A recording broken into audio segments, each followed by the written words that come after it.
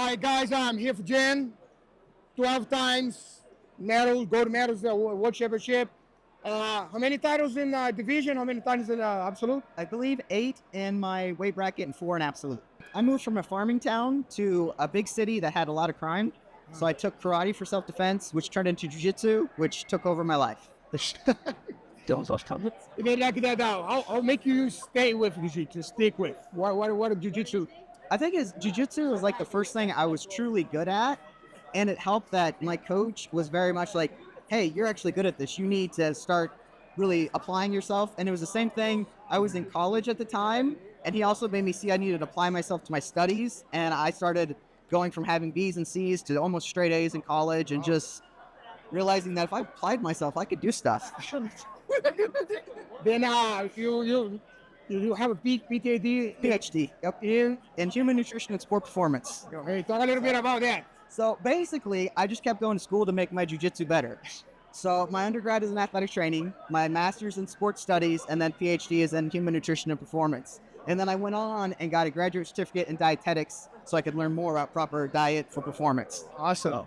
And then with your jiu-jitsu mixing with the understand about biomechanics and put all things together, how much the workout or the conditioning is involved in your jiu-jitsu? How much is that?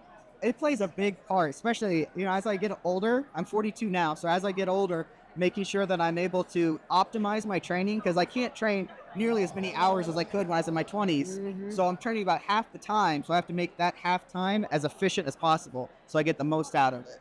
And, like you have a couple injuries, mm-hmm. And then you kind of need to do a surgery. Talk a little bit about how you mindset to overcome the injury, be back on the mat, because you get it back on the mat and get an injury again. Yes, yeah, I've had 6 major joint surgeries. This last one was a doozy. I completely blew out my knee, everything. But for me, it was one of those, I couldn't stop.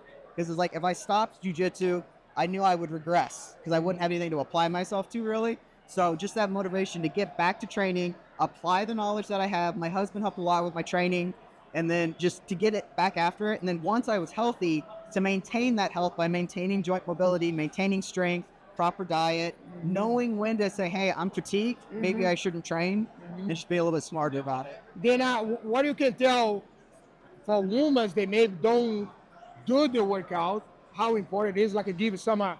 So for ladies, the strength training is not only important, obviously, for being strong, but to protect your joints. Because if you don't have a decent amount of muscle on each side of your joint, when you get put into a lock, there's nothing to protect it. It's just basically connective tissue, and it's a lot easier to get hurt. So you don't have to be huge like me, although I recommend it, but just being a little bit strong. Like Lynn here is one of my people that I've trained, and just getting her a little bit strong enough to protect her joints so she's able to stay away from injury. Then give some advice for the ladies. Don't stop. Be smart about your training partners, but at the end of the day, just keep training and having fun. Awesome, man. Thank you so much. Awesome. Congrats one more time, Luis.